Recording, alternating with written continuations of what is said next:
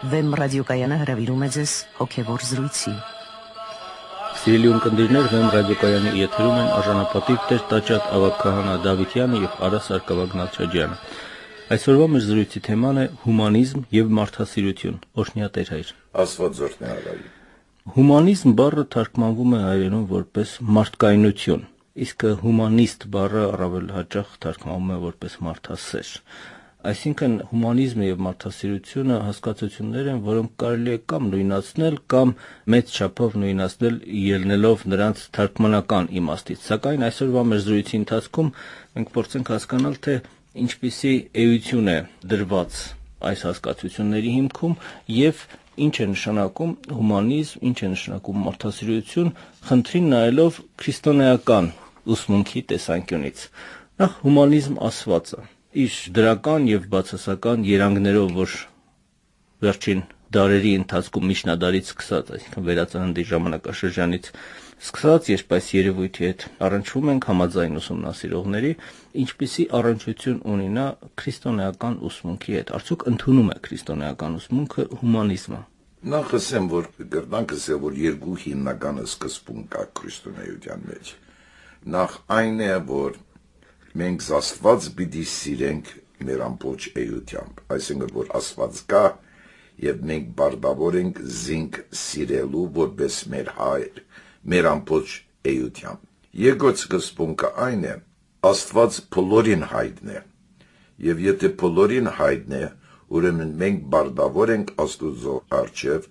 մարդկությունը սիրել, այսինքն մարդասեր լինել։ Եվ եթե քրիստոնեությունը ընդունում է մարդասիրությունը, փաստորեն քրիստոնեությունը ընդունում է նաև հումանիզմը, ուրեմն ամբողջությամբ։ Ոչ անպայման։ Նայած թե ինչպես պիտի սահմանես այդ բառը, կարևորը այդ է սահմանումը։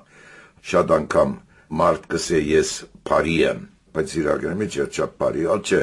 այսինքն ինքս էլ գուզե իր աչքին մեջ ինքը բարի է, այսինքն լավ է տրամաշինության մեջը,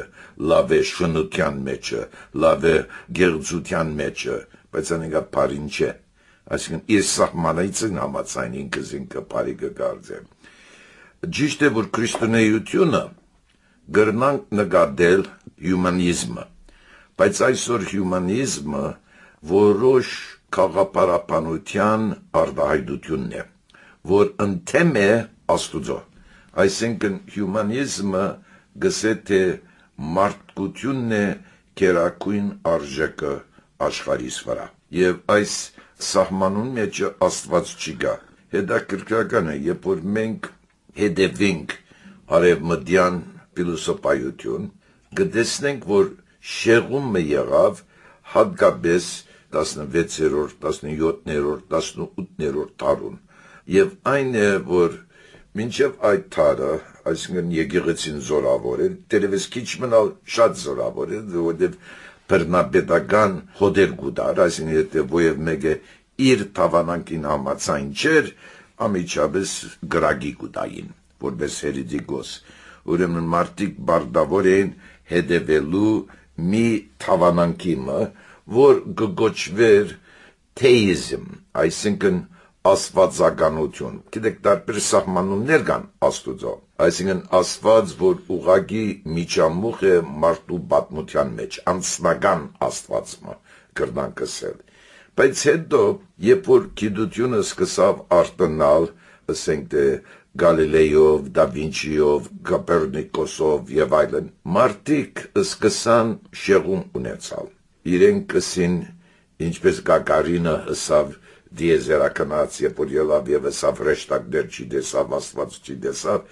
իրենք ասին, որ իրենք փաստ չեն գնար գտնել, որ այդպես անձնական Աստված մգա։ Այդ գսեն այո, առաջինը սկզբունքը պետք է լա, դիեզերքը դեղից մգսկսի, ուրեմն իրենք ասին, որ Աստված կա, բայց Աստված չի խառնվիր դիեզերքով, այսինքն ինքը ստեղծիչ էր, բայց հայր չէր, անոր գսեին դեիզմ, բայց գիտես, ասիկա մարդկանց բնական սկացումներին քողացում չէր դար, ուրեմն այդ դեիզմի դեղը իրենք պետք էր մի Աստված ստեղծեին, եւ երեք տարբեր ուղղություններ հարաճ եկան, եկավ բնութաբաշխություն, այսինքն բնությունն է, Աստվածը եւ ուրեմն բնությունը իր օրենքները ունի եւ մենք բնության օրենքներին պետք է հետևենք բայց մենք գիտենք որ բնության մեջ կան սկզբունքներ որ իրար կհագասեն ուրեմն ուրիշներ ասին որ գիտության պետք է հետևենք որտեղ վերջի գիտությունը միայն դվյալ փաստերով է որ գուդամես իսկական գիտությունն չի բավեր այսինքն մենք գիտության չենք հնարավորել ճիշտ է գիտությունը իր դեղը ունի եւ կարեւոր է գիտությունը որտեղ առանց գիտությունը մենք այսօր պիտի չունենանք ցայնասպյուրը ռադիոն պիտի չունենանք հեռախոսը պիտի չունենանք էլեկտրականությունը ուրեմն գիտությունը շատ կարեւոր է բայց գիտաբաշխությունը անալ մի ցևով գրաբաշխություն մենը ուրեմն սկսավ մի դպրոցը հյումանիզմի այսինքն մարտականություն եւ իրենք գսին որ մարդն է չափսը մեր բոլոր արժեքներին որտեւ գա մի փիլոսոփա Պոլ Տիլիկ որ շատ կարևոր սահմանումը տված է Աստուծո այն սահմանումը այն է որ քո Աստվածը այն է որ դու կնկատես ամենակարևորը քո կյանքի մեջ եւ դու պատրաստ ես զոհվելու նրա համար Հումանիզմի մեջ մարդը համարվում է բարձրագույն արժեք եւ մնացած բոլոր դատողությունները ելնում են այս պոստուլատից այսինքն այս սկզբունքից մարդու բարձրագույն արժեք լինելու սկզբունքից եւ եթե այդպես է միթե դա ամբողջությամբ չի համընկնում քրիստոնեական տեսակետի հետ Տեր հայր որովհետեւ չէ որ Քրիստոնեությունն էլ ասում է, որ Աստված որպես գերագույն արժեք արարել է իր պատկերով եւ նմանությամբ մարդուն, որը այս երկրավոր իրականության մեջ գերագույն արժեքն է եւ ամբողջ բնությունը ծառայում է նրան։ Այսինքն այս աշխարհում, այս տիեզերքում ինչ կա, չկա, ամեն ինչ նպատակը ուղղված է մարդուն։ Անտրոպոկենտրոն, մարդակենտրոն, այսինքն այդ սկզբունքը քրիստոնեության մեջ հայտնի։ Միթե սա հումանիստական այս սկզբունքին, որ մարդուն բացարձակ արժեք է հայտարարում, չի համընկնում մեկին մեկ։ Մի բան ասիր որ սխալ է։ Քրիստոնեությունը մարդակենտրոն չէ։ Քրիստոնեությունը աստվածակենտրոն է։ Այո, ես նկատի ունեմ քրիստոնեության մեջ եղած այդ սկզբունքը Աստուծո սիրուն։ Շատ լավ, բայց չէ որ այդ անտրոպոցենտրիկ մարդակենտրոն սկզբունքը քրիստոնեության մեջ ընդունված է, արկա է։ Քրիստոնեությունը ընդունում է այդ սկզբունքը։ Ճիշտ է, նա աստվածակենտրոն է, բայց ընդունում է մարդակենտրոնությունը, որտեղ մարդը Աստծո պատկերի եւ նմանությունն է։ Այո, բայց պատկերի եւ նմանությունն է մարդը Աստծո։ Հա, այդ պատկերն է եւ նմանությունն է, բայց էությունը չէ։ Այո։ Ուրեմն հիմնականը անիգա է։ Հյումանիզմը գսե որ մարդը էությունն է, որ օրինակ համար եթե առնենք դարվինիզմը, դարվինիզմի մեծակույն, ասենք հերետիկոսությունը ոչ թե հեղաշրջումներ կան բնության մեջ, այլ այն է, որ այդ հեղաշրջում կակատնագետը մարդն է։ Հիմա դերևս այդ հեղաշրջումը մենք կրնանք նկատել որպես Աստուծո նախախնամությունը բնության եւ պատմության մեջ, սակայն իրենք կվերջանան, իրենք կսեն թե բնությունը նյութը, օրինակ համար մարքսիստները, որ իրենք զիրենք հյումանիստ էին նկատվում, իրենք նաեւ նկատվում են նյութաբաշխներ, այսինքն նյութին են միայն հավատում, իրենք գիտաբաշխ էին, անալուրի շերեդիկոսություն մնե, գիտաբաշխությունը, ուր որ գիտությունը կդարձնեն այսպես մի գուրկմը, երբ որ մենք գուքանք այստեղ, քրիստոնեության ինչպես ասի, հիմնական սկզբունքը որ էության հիմքը Աստվածն է, ինչպես որ մեր եկեղեցիներին մեջ այդ քիրը կկործածեն է, Աստված է եւ էության հիմքն է։ Եվ մարդկությունը ստեղծված է էից, որպես իր նմանություն եւ իր պատկերով, այսինքն Աստված տված է իրեն աստվածային նմանություններ։ Մարդկության մեջ կան այն քերակույն արժեքները, որ Աստուծո մեջ կգտնենք։ Գա սեր, գա հարկանք, գա հույս, գա քոխապանական ոգի, այսինքն գա կտասրդությունը, գա ողորմածությունը, բայց նույնպես Աստված ազատ է եւ մարդուն տվավ ազատությունը։ Եվ հենց այն է, որ մարդ գեհերանա Աստուծուց, որտեղ մարդ ինքը զինքը Աստված կնկատե։ որտեղ մարդ ինքը զինքը Աստուծո դերը կտնե։ Հենց Աստվածաշունչին մեջ ուր որ գա Եվայի անգումը, օծը իրեն գխապե ասելով ոչ թե պիտի մեռնիս, այլ Աստուծո պես պիտի լինիս։ Եվ անիկա հիմնական մեղքն է մեր կյանքում։ Այսինքն բոլոր մեղքերին արմատը այդ անփարդավան եսասիրությունն է։ Ասի անփարդավան եսասիրություն, որը մեկ կողմից եսահարկություն պետք է ըլլա, որը մենք ստեղծված ենք Աստուծո կողմից։ Մենք մեր մարմինը պետք է հարգենք, մենք մեր հոգին պետք է հարգենք, մեր միտքը պետք է հարգենք, բայց զան պիտի չբաշխենք, որը վերջը ինչ որ լավը կա, մեր մեջը Աստուծոց եկած է, եւ սակայն ինչ որ վատը կա եւ վատը կա, այն է երբ որ մենք կփորձենք Աստուծո դեղը առնել։ Օրինակ, եթե մենք առնենք բոլոր մեր մեղքերը, սկսելով ամենեն առաջին մահացու մեղքը, որը հբարդություն եւ մասամնորին, այսինքն մեծակույն հբարդություն ինչը, որ մենք մեզ Աստուծո դեղը կտնենք։ Ուրեմն, երբ որ 17-րդ, 18-րդ դարուն գիտությունը սկսավ հառաչանալ եւ նրա գողքը փիլիսոփայությունը սկսավ հառաչանալ, որոշ դարբեր անասվածյան մարտական փիլիսոփայություններ հառաչ եկան։ Օրինակի համար սկիզբը, երբ որ վերանձնունդը ռենեսանսը սկսավ, գային անոնք, որոնք համոզված քրիստոնյաներ էին, սակայն նույն ադեն համոզված հյումանիստներ են, այսինքն իրենց համար Աստուծո ամենեն կարևորը ստեղծագործությունը մարդն է եւ ճիշտ են։ Ուրեմն գուցե կա հումանիզմի քրիստոնեական ընկալումը,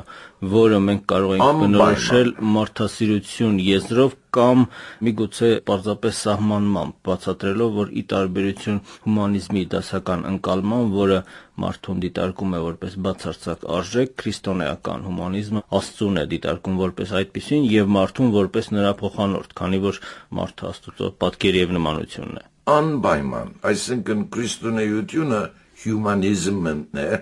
իր ճշմարիտ սահմանումով։ Օրինակ համար մենք կնկատենք, որ 6-րդ օրը, երբ որ Աստված աշխարհը ստեղծեց, իր քերակույն ստեղծագործությունը մարդն է, եւ միայն մարդն է, որ ունի Աստուծո պատկերը եւ նմանությունը։ Եվ Հիսուս, երբ որ մտավ մեր կյանքի մեջ, մարդկային ոչ միայն գերբարանք արավ, մարդկային հոգի, մարդկային միտ, մարդկային մարմին, մարդկային սիրտ, նույնիսկ Եբրայեցված նամակին մեջը, որ կգրտնենք պատարագին ծածուկաղոտների մեջ, արավ մեր գիրկերը իր վրա, առանց մեղանչելու գսե։ Այսինքն Քրիստոս մարդացավ, եթե Քրիստոսը մարդացավ եւ ոչ թե այսպես ընդհանուր մարդկային բնություն արավ, այլ հատուկ մի մարդու բնություն արավ, որտեղ մարդս մենք չենք գործվիր ընկերության մեջը, այսինքն մարքսիզմի սխալն էր։ Մարքսիզմի սխալը այն էր, որ ընկերությունը քերատաս է անհատից, եւ ինք արավ Հիսուս որդի Մարիամի Նազովրեցի էությունը, որ մարդկային էություն մնե։ Եվ ասեմ քեզի, որ անշուշտ չեմ ուզեր ուրիշ ծայրահեղության երտամ, որ միայն անհատը կարևոր է եւ ընկերությունը կարևոր չէ, երկուքն ալ հարաբերական են իրարու հետ։ Ընկերությունը կազմված է անհատներով։ Անհատները միասնապար ընկերությունը կստեղծեն, երկուքն ալ կարևոր են։ Այսինքն ընկերությունը պետք է հարգե անհատին իրավունքները եւ պետք է հարգե անհատին ազատությունը։ Նույնպես ալ անհատը պետք է հարգե ընկերությունը, այսինքն չնելու բաներ, որ վնաս պիտի բերե ընդհանուր ընկերության։ Դերեր, մեր զրույցի ընթացքում թե ձեր եւ թե իմ կողմից նշվեց, որ ուսումնասիրողներն ասում են, թե վերածննդյան ժամանակաշրջան, եվրոպական վերածնունդը նկատի ունեմ, ռենեսանսը, այդ շրջանից է, որ ծագում է հումանիզմ կոչվող այդ ուղղությունը մարդկային մտքի, Եվ սակայն չէ, որ մենք հին մտածողներին եւս կարող ենք հիշել, որոնց աշխատություններում նման գաղափարներ արտահայտված են կամ որոնք հայտնել են նման մտքեր։ Եվ իսկապես զարմանալի չէր լինի արդյոք, եթե մարդկությունը դարերով ապրեր եւ առաջի անգամ միայն եվրոպական վերածննդի շրջանում, այսինքն դարեր անց միայն իր սկզբից սկսեր այդպիսի մտքեր հայտնել հումանիստական։ Հիշենք օրինակ Արիստոտելին, Դեմոկրիտին, Էպիկուրին, Լուկրեցիոս, Պերիկլես, Պրոթագորոս, Սոկրատես։ Սրանց մեջ մեծակույն հյումանիստը Սոկրատն էր։ Մյուսերը, այսինքն ունեն հյումանիստական գիծեր իրենց մեջ, օրինակ Դեմոկրիտեսը նյութաբաշտ էր, մատերիալիստ էր, բայց չկա ավելի մեծ հյումանիստը, քան թե Հիսուս Քրիստոս։ Այսինքն պետք է ասենք, որ եթե պիտի խոսենք տասական աշխարհի մեջ անցյալում հյումանիստերին մասին, չկա ավելի մեծ քարոզիչ հյումանիզմի մարդասիրության,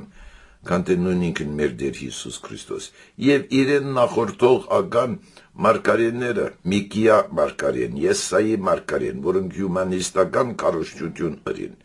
Եվ ասեմ, որ այդ հյումանիստական ուղղվածությունը գա հին տասական փիլիսոփաներին մեջ, մեր աստվածաշունչին մեջ, բայց ասեմ քեզ հյումանիզմը որպես ուրույն փիլիսոփայությունը իրապես չսկսավ մինչև վերածնունդ ռենեսանսին։ Հետաքրքրական է, որ այդ շրջանին երկու շատ հայտնի փիլիսոփա եւ աստվածապաններ կային։ Մեկը աշխարհական, մեկը քահանա։ Աշխարհականը Թոմաս Մուրն էր, որ ինքը Հենրիկոս 8-րդի վարչապետն էր, բայց մարդասեր էր, հյումանիստ էր եւ հավատացյալ էր, եւ ինքը չէր գնար հրաժարվել իր սկզբունքներից եւ իր թակավորի կողմից գլխատվեցավ եւ հիմա ինքը կնշվի որպես սուրբ կաթոլիկ եկեղեցու մեջ։ Ինքը ասեմ քեզի տասադու էր, պրոֆեսոր էր եւ շատ հայտնի մարդ էր, բայց հյումանիստ էր, իր գրությունները եթե գարտաս, այսինքն լիքն է մարդասիրությամբ։ Անտին գա Էրազմուսը, որ հոլանդացի է, Ռոտերդամցի։ հա, Էրազմ Ռոտերդամցի։ Եվ Ռոտերդամը այն քաղաքն է, ուր որ ինքը գբաշտոնավար էր, եւ ասիկա կաթոլիկ քահանա էր, եւ ինքն էլ հյումանիստ էր, նույնիսկ ոմանք կգոչեն զենք փողոքականյան բարեկարգության գրակը, այսինքն որ իր քրածի կնատադելով եկեղեցին, որ այն ժամանակը շատ անպարյական վիճակին մեջ էր, այսինքն կաթոլիկ եկեղեցու այն ադենվան վիճական չափերու էր Քրիստոսի ավետարանից, որ բնականաբար պիտի պորտկար մի դեղմը, բայց Էրազմուսն էր, որ գսեր, որ եկեղեցին հիմնապես ժողովուրդն է, եւ եկեղեցին գծարայե ժողովրդին համար եւ ոչ թե ժողովրդի եկեղեցին համար։ Դեր տեսեք, դուք հիշեցիք երկու անձանց Էրազմ Ռոտերդամցուն եւ Թոմաս Մորին, որոնք մարդկության նշանավոր մտածողներից են իհարկե այդ ժամանակաշրջանի ռենեսանսի վերածննդյան եվրոպական ժամանակաշրջանի եւ որոնք ընդգծված քրիստոնեական նկարագիր ունեն, բայց չէ որ դրանց կողքին կա նաեւ Բոկաչոն օրինակ, որը դարձյալ նույն վերածննդյան ժամանակաշրջանի ներկայացուցիչը եւ որի մասին թերևս նույն համոզվածությամբ չի կարելի ասել, թե ընդգծված քրիստոնեական նկարագիր ուներ։ Իհարկե որոշ հեգնական երանգ կա նաեւ իմ այս ասացի մեջ, գուցե նաեւ ընդհակառակը։ Բոկաչիոն հետաքրքրական է, այսինքն Բոկաչիոն ինքը գրեց Դեկամարոնը, որ ցանազան պատմվածքներ են։ Անոր մեջ ինքը անասվածություն ցույց չի դար, ալընտակարագի եկեղեցին խստաբես կքննադե։ Օրինակ համար մի պատմություն մուկուտա, որ գսե թե երկու հևրեներ իրար հետ են խոսում եւ գսեն թե ինչպես քրիստոնեություն այսպես հարաճ կերտա եւ այլն, սո մի հևրեմը սա որ ես երտամ քննարկեմ։ Հիմա Հռոմ կնաց, Հռոմի մեջ եկեղեցիները մտավ, եկեղեցականների ըրածը, չրածը, քահանաներին ըրածը, եպիսկոպոսներին ըրածը, եդ եկավ եւ իր ընկերինս ավ ես քրիստոնյա դարձել եմ։ Ես ինքս քրիստոնյա եմ, հիմա մգրդվեցա եւ այլևս քրիստոնյա եմ։ Մյուս ընկերս ինչպես եղավ քրիստոնյա։ Սա եթե եկեղեցի մեջ այս խայդարագություն կա, ուրեմն անպայման Աստված իրենց հետն է, որտեղ եթե իրենք Աստծո հետ չլային է, Աստված արդեն պիտի կանտեր այդ եկեղեցին, ուրեմն Աստված գովանավոր է այդ եկեղեցին։ Ուրեմն Բոկաչիոն ավելի եկեղեցու հագարակ էր կրում։ Սակայն հիմա մեր գործին համար ամենանշանավոր հյումանիստները ոչ աստվածաբաշտ հյումանիստներ, որոնք կամ դեիստ էին, կամ ուղղակի աթեիստ էին, գուքանք 18-րդ դարուն Ջոն Լոկ օրինակի համար, որ շատ լավ փիլիսոփան էր, բայց այլևս իր փիլիսոփայության մեջը Աստված այսպես մի վարգած մներ, հիպոթեզ մներ, որ մեծ չուներ։ Ժան-Ժակ Ռուսո, որ գսեր թե մարդկություն պետք է վերադառնա իր մարդկային բնական ագունքներին։ Վոլտերը, որ թե եկեղեցու հագարակ է, թե հավատքին հագարակ էր, եւ նաեւ գսեր թե մարդկությունն է կարևորությունը, որտեղ եկեղեցին ջնջում է մարդկության ազատության վրա։ Եվ ուրեմն այսպես 19-րդ դարի մեջ սկսան որոշ գիտություններ, որոնք դեռ նոր գիտություններ են, օրինակ սոցիոլոգի կամ ինչպես մենք արab մտահայերս կսենք ընկերապանություն։ Եվ Ջոն Լոկը ինքն էլ տնտեսագետ է։ Լոկը ավելի նշանավոր է իր քաղաքական փիլիսոփայության, այսինքն ամերիկյան հեղափոխությունը ամբողջ հիմնված է Ջոն Լոկի քարոզչության վրա։ Ամերիկայի ներկա սահմանությունը Լոկյան փիլիսոփայությունն է լրիվ, եւ իր մեծակույն աստեցությունը հենց այն է քաղաքականության վրա։ Բայց անցնենք հիմա գոխոսենք 19-րդ դարի մեջ օրինակ Herbert Spencer,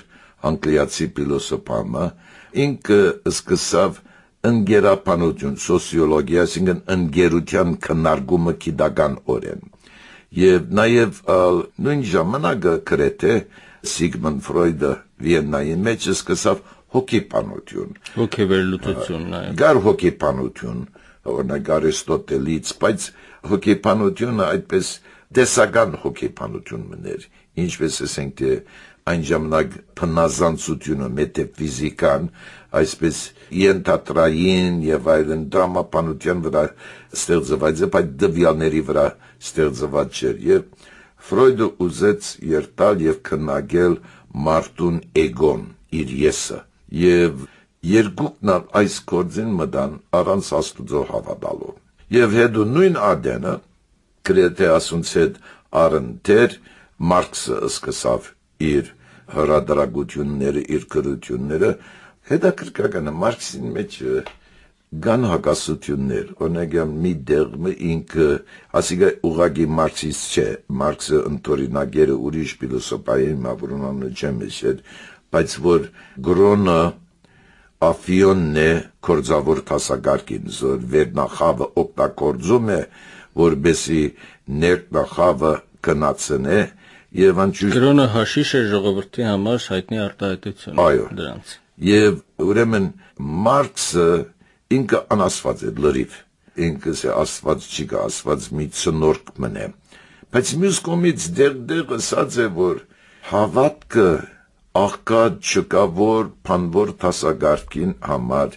իրենց սիրտն է, իրենց տակությունն է, իրենց էմոցիան պետք է, այսինքն ինքը մի դեղ կնկատե, որ գրոնը դեղմունի խաղալիք, այսինքն օգտաբաշտ մի ենթադրություն մնե, ոչ թե դեսական ենթադրություն մնե։ Ուրեմն այս սոցիոլոգիական շարժումը, պսիխոանալիտիկ շարժումը, մարքսյան շարժումը հարաճացավ եւ մինչեւ 19-րդ դարուն վերջավորության գրեթե արևմտյան փիլիսոփայության մեջ հաղթեց։ Այսինքն ուր որ երթարն է, պիտի տեսնես, որ կարևոր քրողները անշուշտ կային բացառություններ, օրինակ համար կաթոլիկ եկեղեցու մեջ մի շարժում ունեցան նոր թոմասականություն, հետևելով Թովմաս Ակվինացի վարդապետությունը եւ ունեին նշանավոր հեղինակներ, բայց օրինակ համար Ֆրանսիայի մեջ էգզիստենցիալիստ շարժումը սկսավ, գոյութենաբաշխությունը, որուն ամենեն հայտնի անձը Ժան Պոլ Սարտրն էր, որ անասված է։ Իր ամենեն հայտնի քրությունը, որը դարձյալ հումանիզմի ներկայացուցիչ է համարվում։ Եվ արդեն այդ ուղղությամբ քիրք ունի, որ էգզիստենցիալիզմը հյումանիզմ է, եւ գոյութենապաշտության էգզիստենցիալիզմի մեջ իրենք կսենք թե փիլիսոփայության փուն առարգան քննարկելու գոյությունն է, այսինքն մարդկային գոյությունն է, այս տեսական, փնասանցական, աստվածգաչիկա, ասենք մեզի օգտակար երևույթներ չեն գսենա, մենք ուղղակի նայենք մարդուն գոյության եւ ասոր մեջը շատ հայտնի, որ քիչ մտուրս էր էգզիստենցիալիզմին, Մարտին Հայդեգեր անունով գերմանացի փիլիսոփամը, որ շատ փառ փիլիսոփամն է, բայց հետաքրքրական էր, ինքը կաթոլիկ ջամարանցի էր, ջեզվիտական գրտություն ուներ, եւ ինքը լրիվ աստված չի մերժեր, գսե թե գա, բայց կարևորը այն է, որ մենք քննարկենք մեզ, եւ ոմանք արել են Հայդեգերին այսպես կեցվածքները, եւ անոր վրա աստվածապանություն են ստեղծել, շատ հետաքրքրական է, որ ասենք եթե Հայդեգերը ներշնչվեցավ այդ անաստվածյան հյումանիստներից, սակայն ինքը վերջո ներշնչեց հավատացյալներին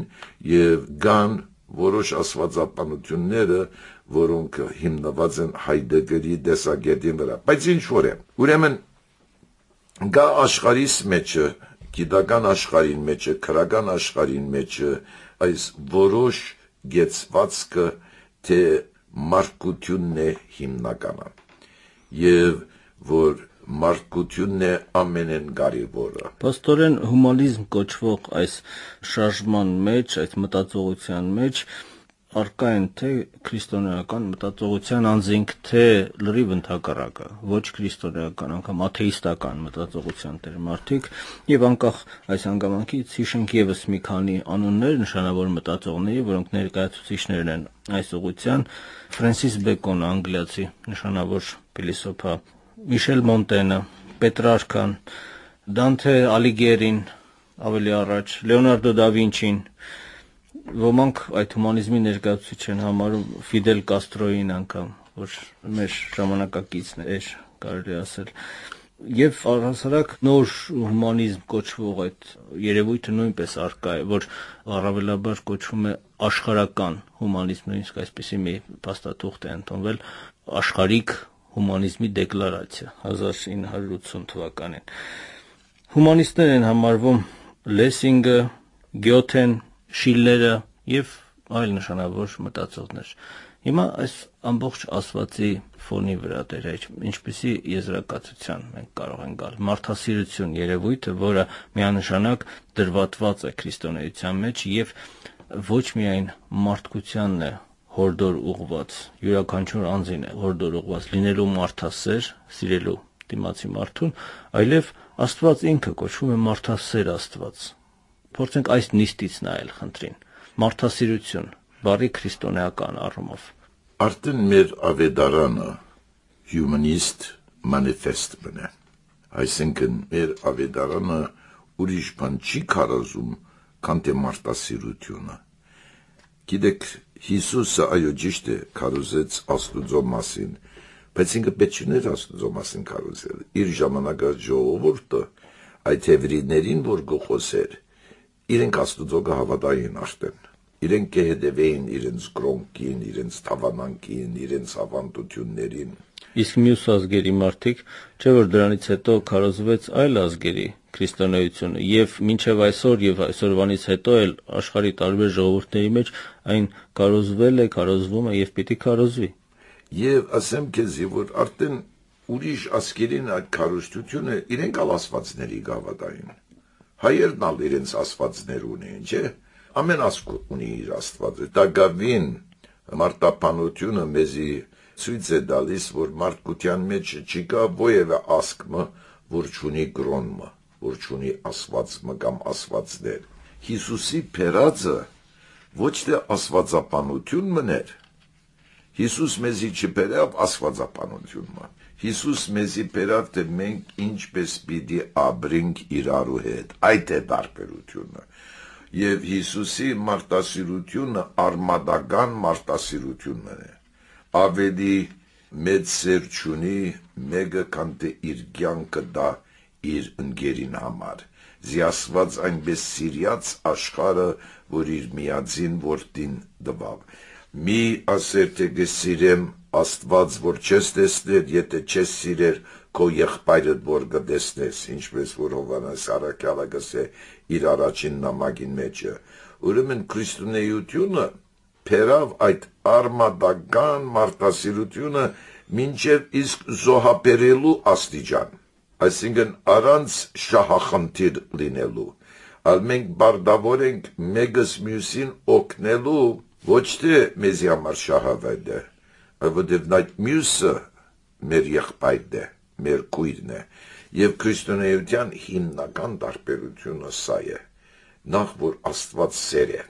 Աստված ինքը կմարմնացնե սերը, եւ անիկա ցույց տվավ մեզի Հիսուս Քրիստոսով, որ գադարյալ սիրող էր, այսինքն ես միշտ կսիրեմ երբեմն մարդուց կքայթաղցնեմ ալթերևս, բայց չի գա ավելի մեծ սիրապանողը, քան թե Հիսուս, իսկական սերը, ոչ թե միայն նյութականին նայենք, պիտի սիրենք մեկս մյուսին մեր ամբողջ էությամբ, այո, մարմինով, հոգիով, մտքով, սրտով, մինչև իսկ մենք մեզ զոհելու մեկը մյուսին համար, եւ ուրեմն քրիստոնեության հիմնական տարբերությունը սա է մյուս գրոներից, Աստված մեզ պիտի թադե, ոչ թե մեր աստվածապանությամբ, այսինքն մենք պիտի չնստենք աստվածապանական քննության մը պիտի չմասնակցենք վերջին դատաստանին, այլ Հիսուսը ասավ. անոթի էիր ինձի չգերակրեցիր, ծարավ էիր ինձի չուրջ դվիր, փանդին մեջ էիր եւ ինձի չայցելեցիր, այսինքն Աստված մեզ պիտի թադե, թե մենք ինչպես մենք զիրար գսիրենք, այս է կարևորը։ Իսկ միթե հումանիզմը դրան հակառակ բաներ է քարոզում։ Հյումանիզմին սխալը, ինչ որ մենք այսօր գսենք հյումանիզմի մասին, այն է, որ Աստված ուզեցին հանել ենթադրությունից։ Բերտրանդ Ռասելը, որ նշանավոր անգլիացի փիլոսոփան էր, եւ պետք է ասեմ արմատական մարտասեր անձն էր, եւ ինքը բավական զորավոր թիրքեր բռնած է մարտասիրության համար, անգամ իրենեսին թե եթե մերդես տուն եւ երկինք երտաս եւ ասված դեսնես տուն, որ չես հավատար Աստուծո, ինչ պիտի ասեր իրեն պիտի ասեմ, որ բավարար պաս չդվիր, որ ես հավատամ քեզի, այսինքն ծևով մարդուն հանդգնությունը գա հոստեղ, այսինքն մարդս միշտ կգարձե թե Աստուծո բետ չունի, մարդս ինչպես որ սկիզբը երբ որ խոսեցանք, ինքը զենքը Աստուծո դեր գտնե, եւ գիտեք ես միշտ ասած եմ հաջող, որ ինձ մարդիկ հարցում են հարցնում, դեր մգուկա պատասխանը չեմ գիտեր հարցումիդ, կամ համաձայն եմ, երբ փողոք են անում, համաձայն եմ քո փողոքիդ հետ, իսկ երբ որ գսեն թե չեմ գիտեր, իրենց գսեմ թե մի հավատար այդ մարդուն, որ ամեն բան գիտի, որը միայն Աստված ամեն բան գիտի, եւ ուրեմն կարևորը այն է, որ մեր մարտասիրության մեջ պիտի ըլլա խոնարհություն, որտեւ ով է ճշմարիտ մարդը, ճշմարիտ մարդը նույնն մեր Տեր Հիսուս Քրիստոսն էր, պիտի ասես, բայց անիկա Աստված էր, այո, Աստված էր, բայց Աստված, որ բարբեց իր աստվածությունը, ինչպես կսե Պողոս առաքյալը, եւ արավ ծարայի գերբարանք, եւ ինքը այդ գերբարանքով մեզի ցույց տվավ, թե ով է ճշմարիտ մարդը, ուրեմն եթե մարդիկ գուզեն հետևիլ Հիսուսին, հետևիլը ասել չէ թե վայ դեր մեր Հիսուս Քրիստոս մեր բրգիչը երկար աղոթները ասել չէ, հետևիլ իրեն, ինքը գսե արկո խաչը ինձի հետևիլ, այսինքն իր գողքը լինիլ, իրեն հետ լինել, իրեն նմանիլ, եթե մենք ասենք ինք մեր դերն է, ուրեմն ինքը օրինակն է մեր կյանքին, ուրեմն փուն մարտասերը ինձ համար, նույն ինքն մեր Տեր Հիսուս Քրիստոսն է, անիկա է փուն մարտասերը, ուրեմն ովևէ մարտասիրություն պիտի չափենք այդ չափանշովը, Հիսուսի չափանշովը, Սիրելի ունկնդիրներ, հիշեցնում եմ, որ այսօրվա մեր զրույցի թեման է հումանիզմ եւ մարդասիրություն։ Իսկ մինչ այս պահը ստացված ձեր հարցերն ուղղում եմ Տեր Տաճատ Ավագ Քահանա Դավիթյանին։ Այսպեսին է ունկնդրի առաջին հարցը, այսպես ձևակերպված. Գրված է. Աստվածային զորությունը խաչի վրա է, սակայն դագաղների վրա էլ է խաչ ամրացված եւ հենց այդպես էլ եկեղեցուց տարվում է գերեզման։ Եվ նաեւ այժմվա եկեղեցին կարծես միայն հարուստների ննջեցյալների համար է գործում, որքանով է այս երևույթը ճիշտ։ Հակասություն է տեսնում ունկնդիրը այդ երկու երևույթների մեջ, որ ննջեցյալի դագաղի վրա խաչ է ամրացում, խաչի նշան է դրվում, եւ մեկ էլ այն գաղափարի հետ, որ խաչը Աստծո զորությունն է, ասում է, եթե Աստծո զորությունը ինչու է դագաղի վրա դրվում, այդպիսի հարց է նրա մտքում առաջանում։ Եվ հարցի շարունակության մեջ այն էր, որ կարծես հարուստների համար միայն գործի եկեղեցին, կարծես ով հարուստ է փող է տալիս, նրա ննջեցյալի մարմինը դնում են եկեղեցում, ով փող չի տալիս չեն դնում։ Առաջին հարցումին աստվածային զորությունը խաչի վրա է։ Այսինքն մենք կհավատանք, որ խաչը մեր բարձանքն է, խաչը մեր զորությունն է,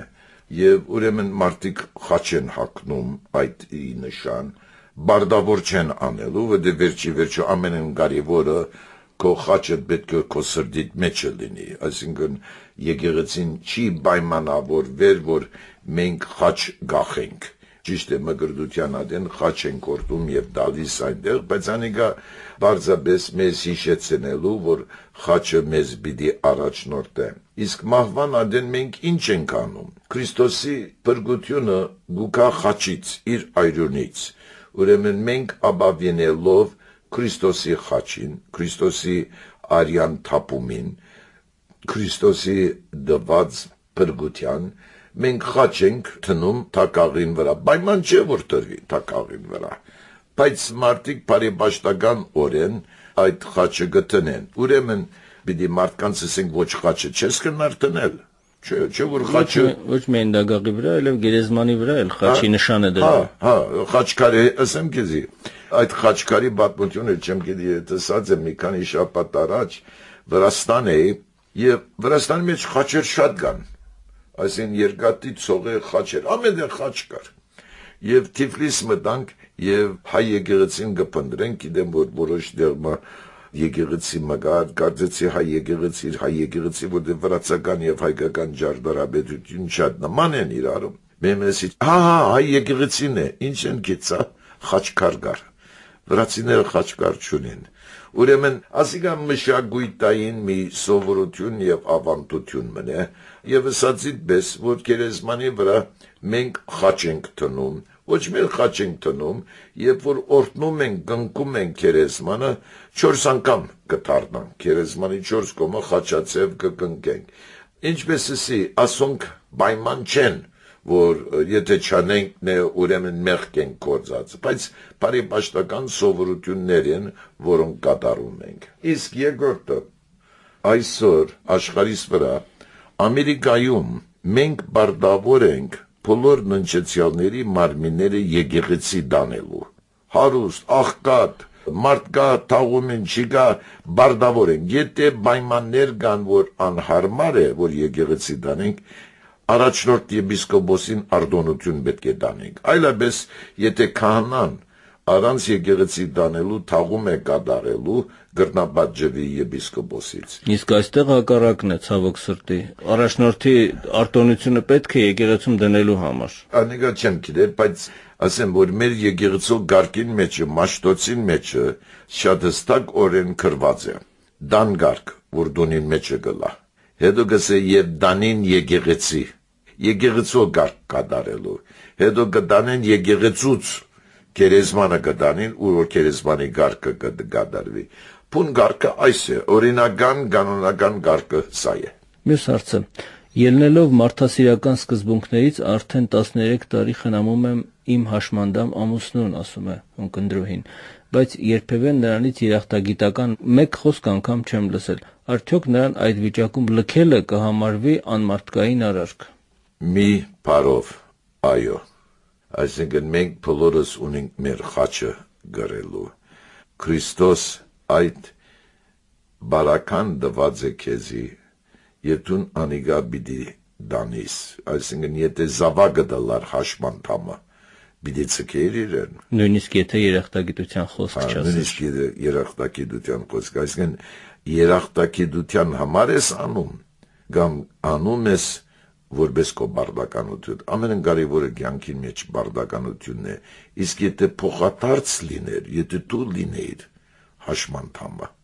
գիտես տաժանացած, թե ինչու համար այսպես եմ եղած եւ այլն, սրտը ցերծած եւ երախտագիտություն ցույց չտար ամուսինը դիրավunk պիտի ուներ քեզ ցկել դկելու, ոչ։ Այսինքն վերջի մեր դերը այս պատասխանը շատ հստակորեն հրեք ուրիշին ինչ որ գուզեք, որ նրանք անեն քեզի, ուրիշ գերբ չի կա։ Իսկ Աստված տեսնում է դա եւ գովեստը Աստծուց պետք է մարտառնի իր բարի արարքների։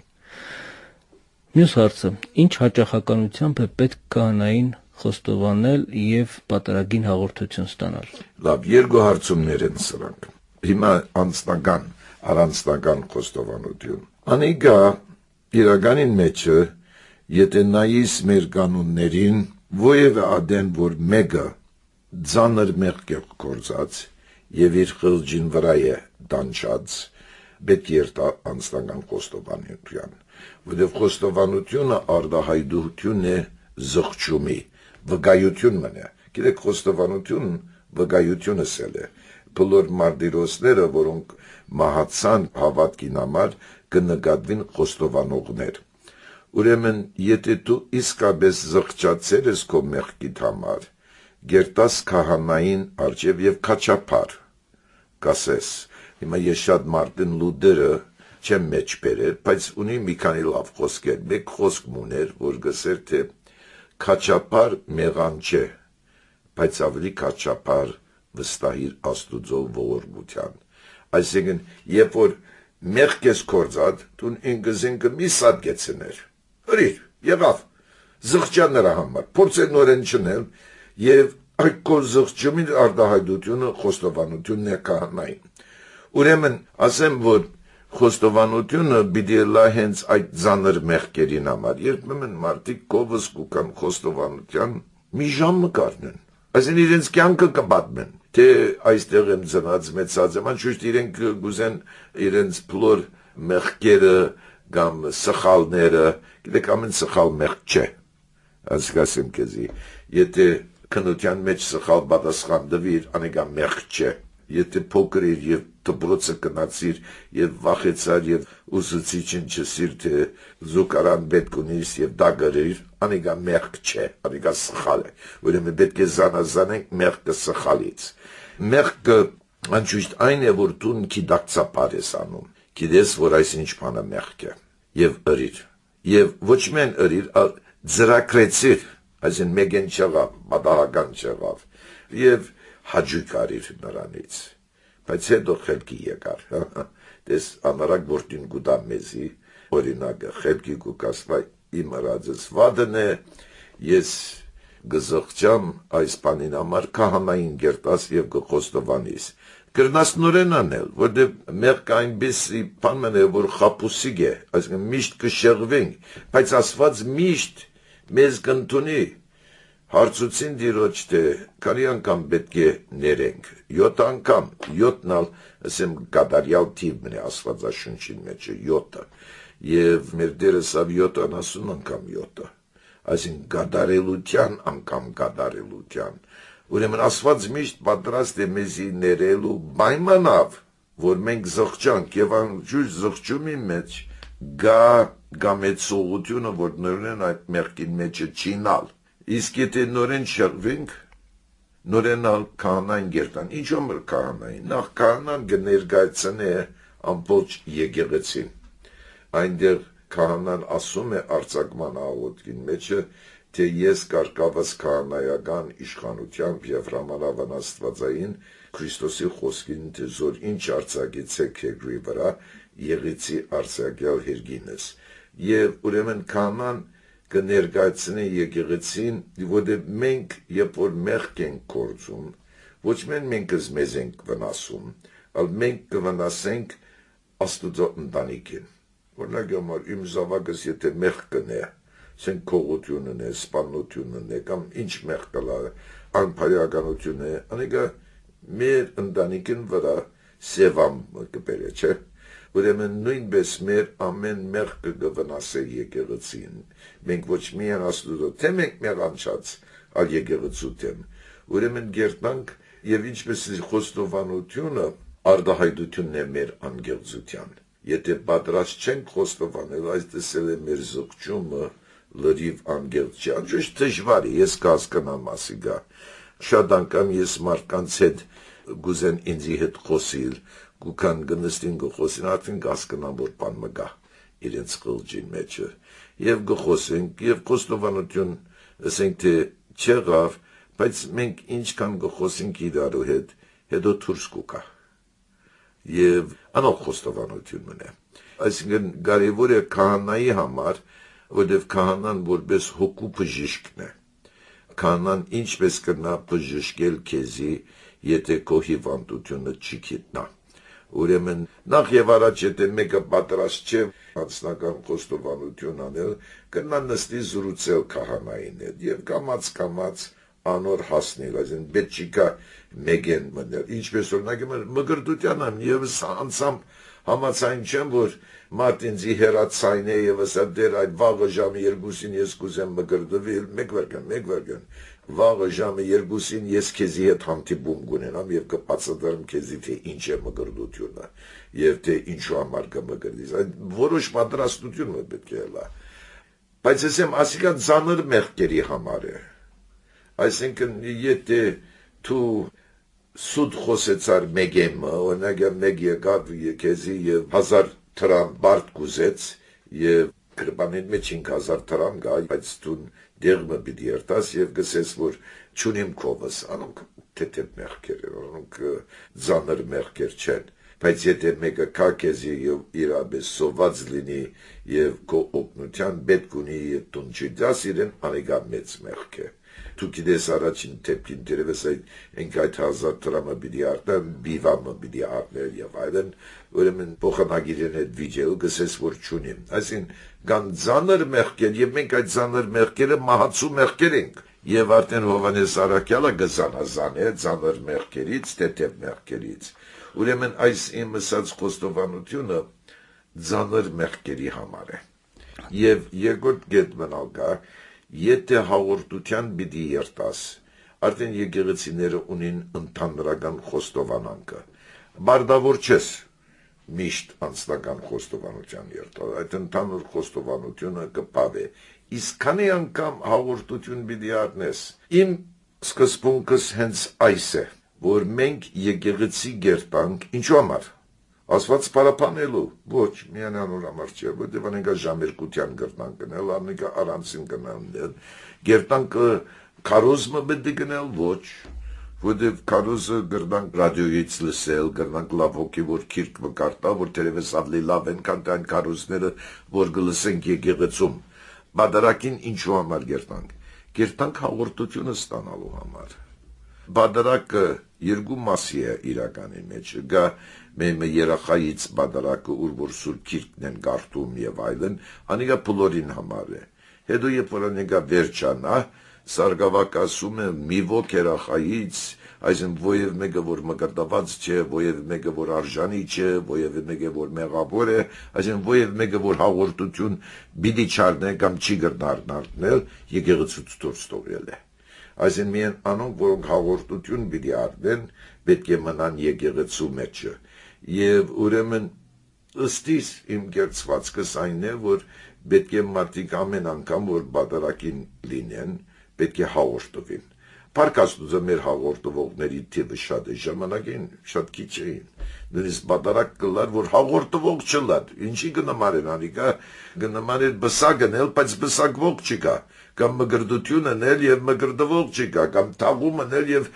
տիակ գա չկա այնտեղ։ Այսինքն բادرակին ամբողջ իմաստը հաղորդություն է։ Ես մարդ եթե ասետ է արժանի չեմ, անշուշտ արժանի չես, ադուրամար հաղորդություն պիտի առնես։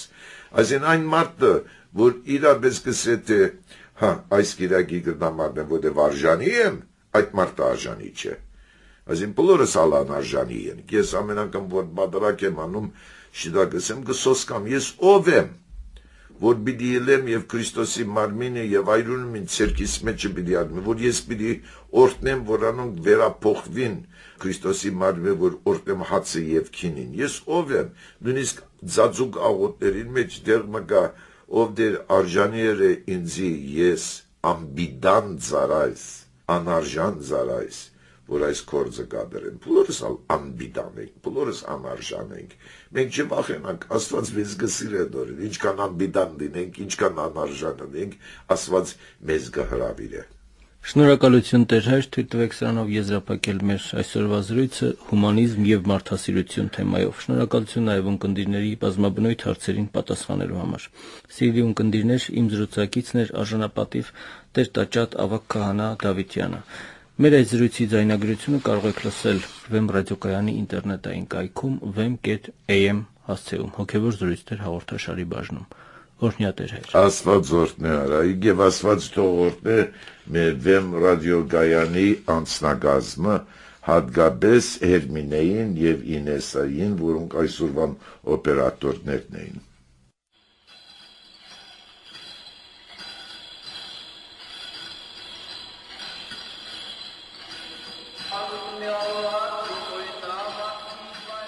Հոգևոր զրույցներ հաղորդաշարի հերթական հաղորդումը վարեց Արաս Սարգսակ Նալչաջյանը։